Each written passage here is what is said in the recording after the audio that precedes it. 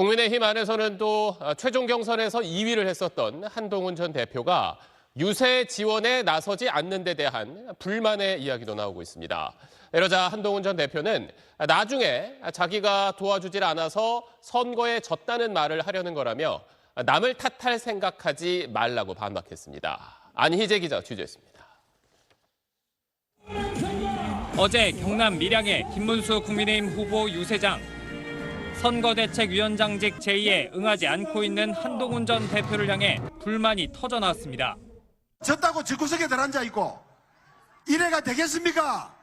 국민의힘 최종 경선에서 43.47%를 득표했던 한 전 대표가 도우러 와줘야 한다는 얘긴데 한 전 대표는 자신은 누구보다 앞장서 이재명 민주당을 비판하고 있다며 이거야말로 선거운동 아니냐고 했습니다.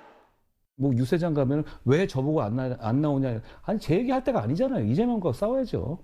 한동훈이 안 도와줘서 졌다는 대선 패배 알리바이를 만들고 있다면서 남 탓할 생각 말라고 말하기도 했습니다. 한 전 대표가 윤석열 전 대통령과의 절연을 포함한 3대 쇄신안을 요구했는데도 김문수 후보가 윤 전 대통령과 절연하지 않고 오히려 윤석열 1호 참모라 불린 장예찬 전 최고위원을 복당시키는 등 정치적 명분은 주지 않으면서 선대위 합류만 강요하고 있다는 게 친한동훈계 인사들의 주장입니다. 탄핵에 대한 우리 국민의힘의 태도라든지 이런 부분들을 정리하지 않고 어떻게 합류를 합니까? 한 전 대표가 대선 이후 당권을 노린다는 추측도 당내엔 있는데 대선 적극 지원을 촉구하는 당내 목소리는 오늘도 이어졌습니다. 과자 먹으며 인터넷 라이브 방송하실 때가 아닙니다. 이제는 거리로 나오십시오. 간곡하게 호소 드릴 테니 정말 꼭 오셔서 김문수 후보 당선시키는데 모두가 기여하실 수 있도록. 김문수 후보 측은 한 전 대표가 곧 합류할 거라며 기대감을 나타냈지만 친 한동훈계 핵심 관계자는 금시초문이라고 선을 그었습니다. SBS 안희재입니다. 지금 우리 모두는 절체절명의 마음으로 이재명 후보를 막아야 합니다. 우선 필요한 것은 당내 단합입니다.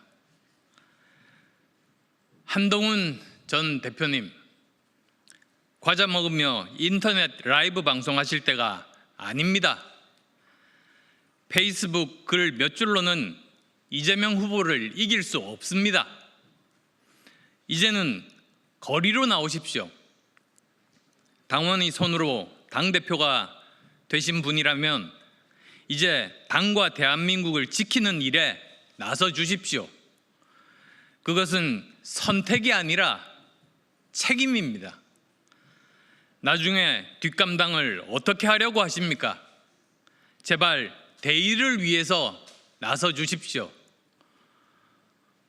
홍준표 전 시장님, 이재명 후보와 민주당이 집권하면 대한민국은 위태로워집니다.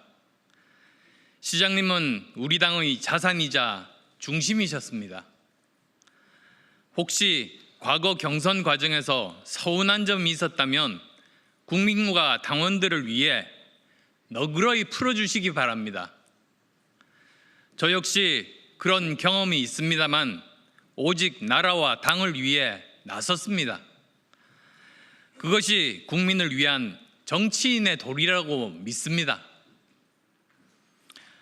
한덕수 전 총리님께서 출마를 결심하시면서 내린 구국의 결단 높이 평가합니다.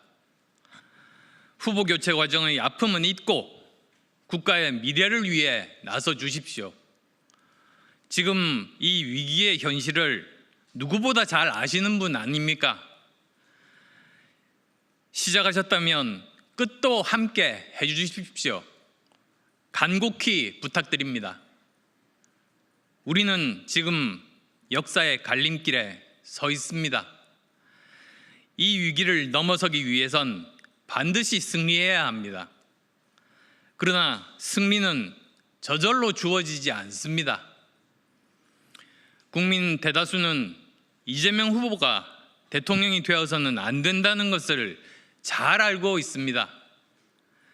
그는 5건의 재판, 12개의 혐의, 전과 사범이라는 사상 최악의 후보입니다. 우리 아이들을 위해서라도 이재명 후보는 절대 선택되어서는 안 됩니다. 그가 대통령이 된다면 우리 사회에는 도덕을 무시해도 공정하지 않아도 거짓말을 해도 성공할 수 있다는 잘못된 인식이 뿌리내릴 것입니다. 이재명 후보는 자신의 범죄 혐의에서 벗어나기 위해 관련법 개정을 시도하고 있습니다. 이는 민주주의 대원칙인 상권 분립을 스스로 무너뜨리는 행위입니다. 그는 입법부, 사법부, 행정부를 모두 장악해서 대통령 이재명, 대법관 이재명, 국회의장 이재명이라는 삼위일체 권력 구조를 만들고자 합니다. 대한민국을 법치국가가 아닌 이재명 1인 중심의 사실상 왕정체제로 되돌리려는 것입니다. 먼저 대구 경북 고향 오셨는데 기운 좀 나시는지 먼저 여쭤보고 싶고요. 기운이 펄 납니다. 네, 한국경제 안양팀입니다. 어제 채널A 인터뷰에서 계엄에 대해서 첫 사과하셨는데 윤석열 대통령 탄핵이나 출정 조치 등에 대한 생각에도 좀 진전이 있으신지 아니면 향후 이런 생각을 잘 푸실 계획이라고 지금 우리 국민들이 경제가 어렵고 민생이 어렵다는 것이 시장에 가보면 많이 느낄 수 있습니다. 이러한 위기를 극복하기 위해서 우리가 계엄, 탄핵, 이 파도를 넘어서서 더 앞으로 힘차게 나아가야 될 때라고 생각합니다. 대통령께서 탈당을 하느냐 안 하느냐 하는 것은 본인의 뜻입니다.